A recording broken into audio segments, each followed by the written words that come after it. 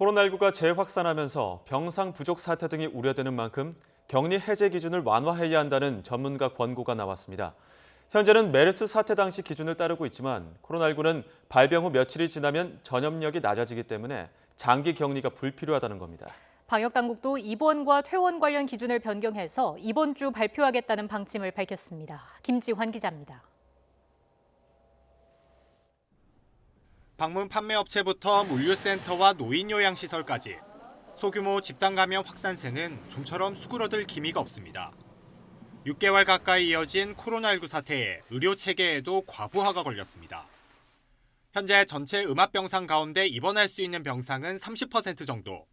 특히 최근 감염이 잇따른 경기도와 대전은 남아있는 병상이 겨우 10개에서 20개 정도로 포화 상태입니다. 결국 전문가들은 격리 해제 기준을 완화해 확진자의 입퇴원 시기를 바꾸자고 제안했습니다. 격리를 이유로 병원에서 퇴원하지 못하고 있는 환자들이 많습니다. 이런 상황에서 입원 치료가 필수적인 고위험군에서 집단 감염 사태가 발생할 경우 심각한 의료 시스템 붕괴 사태로 코로나19는 메르스와 확진 양상이 다르고 완전 종식도 힘든 만큼 효율적인 진료와 피해 최소화에 초점을 맞추자는 겁니다. 전문가들은 우선 당뇨병과 치매 환자 등 고위험군들을 먼저 입원시켜야 한다고 강조했습니다. 또 첫 증상 후 일주일 동안 50세 미만 성인이 별다른 증상이 없으면 자택이나 생활치료센터로 격리할 것을 권고했습니다.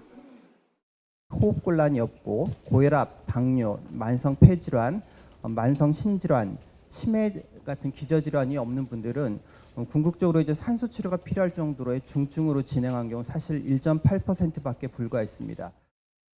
환자의 증상이 사라지면 2차례 PCR, 즉 유전자 증폭 검사를 해 모두 음성이 나와야만 격리를 해제하는 조건도 바꿔야 한다고 권고했습니다.